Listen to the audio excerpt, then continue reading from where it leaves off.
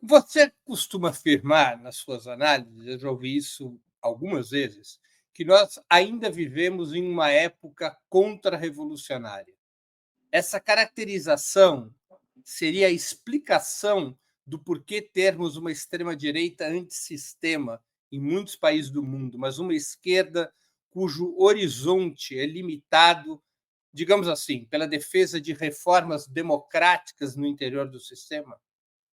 Bem, a situação da esquerda tem várias explicações, várias causas. Uma delas é o fracasso da União Soviética, decomposição da União Soviética. Por isso que você diz que é uma etapa contra-revolucionária? Não, uma delas, certo?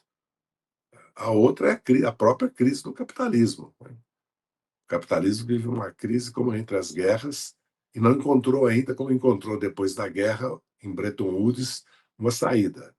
E há uma luta, como entre as guerras, entre várias facções nos países capitalistas e a extrema-direita se fortalecendo com uma visão, vamos dizer assim, como se fosse a luta contra as democracias parlamentares que o Mussolini, o Hitler e o militarismo japonês abraçaram. Né? Tem muitas forças, inclusive no Brasil, teve um partido integralista de massa, né?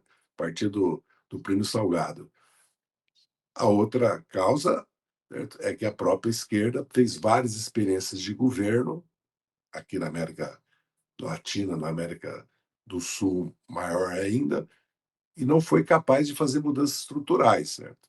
E acabou a direita voltando a governar ou por métodos de golpe de estados parlamentares, como em Honduras, no Paraguai, no Brasil, na Bolívia, que depois foi derrotado, ou por vitórias eleitorais, certo? As causas são muitas. Agora, que nós vivemos num período conservador, contra-revolucionário, de ascensão da extrema-direita, é só olhar o mundo de hoje. E um período de guerra. Não há soluções pacíficas para os conflitos, não há um consenso que as Nações Unidas são esse espaço, até porque há direito de veto e a exclusão de grandes países, né, como o Brasil, a Índia, do Conselho de Segurança, só para citar dois casos, certo? Ou a Indonésia, ou a Nigéria, são vários países, ou a própria Alemanha, certo? São vários países que não participam, ou a União Europeia, com direito de veto, o direito de veto e certa desconstituição do consenso mundial depois da Segunda Guerra Mundial, apesar da Guerra Fria. Nós estamos vivendo um outro tipo, né, de guerra quente, porque não estamos vivendo uma guerra fria, né? Porque ocuparam o Afeganistão, o Iraque, a Síria, a Líbia, agora destruir a Palestina, destruir o Líbano, podem atacar o Irã. A Síria foi destruída. Nós não estamos vivendo um período de paz, né? Fora que todo momento nós estamos vendo tentativa de subversão na Romênia, porque supostamente se venceu eleições por causa da influência russa, como se não tivesse influência dos Estados Unidos nas eleições no mundo. Mesma coisa na Geórgia, vimos há pouco em Bangladesh um golpe de Estado.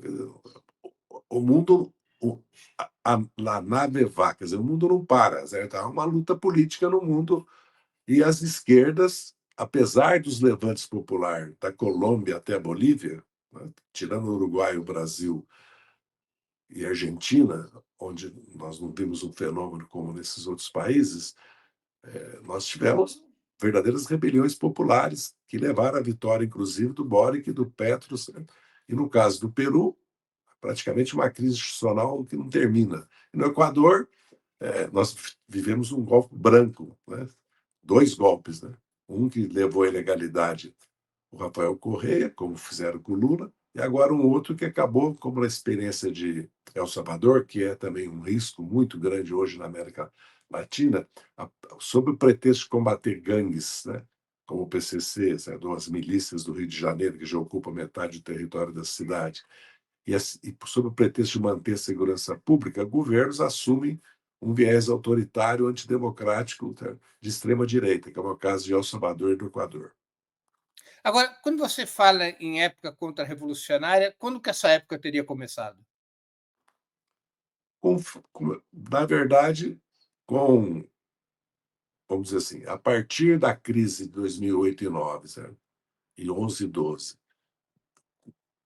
dando sequência ao, à extinção da União Soviética, certo? Até o surgimento da China, o mundo estava dominado pelos Estados Unidos. E houve realmente uma ascensão de governos populares, particularmente aqui. Mas se nós olharmos a Europa e a Ásia, certo? Não é isso.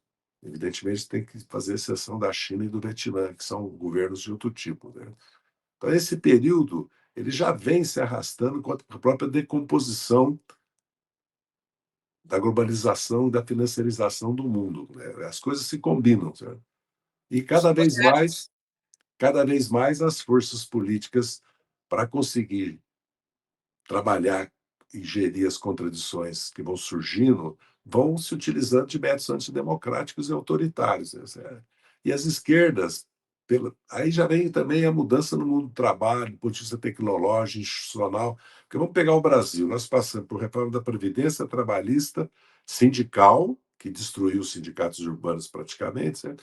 E passamos pela automação, robotização e a economia de aplicativos e a trabalho intermitente, precário, uma mudança radical e cultural também, que passamos pela ascensão da visão não só liberal, econômica radical, até, como também fundamentalista religiosa e obscurantista da extrema-direita. Então, são mudanças muito radicais também, particularmente falando do Brasil, que é a metade do território, do PIB da população da América Latina, né?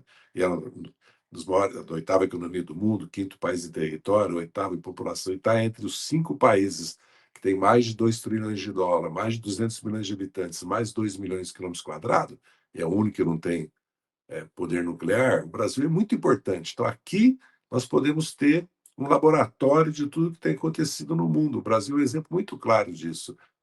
As esquerdas se encontram numa situação, apesar de ter o governo do país, né, muito por causa da existência do presidencialismo, as características brasileiras, de eleição direta, majoritária, as esquerdas só vêm se enfraquecendo.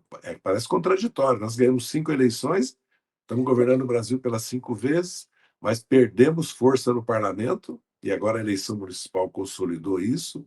A direita, sem a extrema-direita, vamos dizer assim, sem o PL, sem a centro-esquerda, tem 300 votos e 50 no Senado, na Câmara e no Senado, e tem uma ampla maioria de vereadores, vereadoras, prefeitos e prefeitas do país, em população, em PIB, em orçamento, qualquer critério que nós vamos adotar.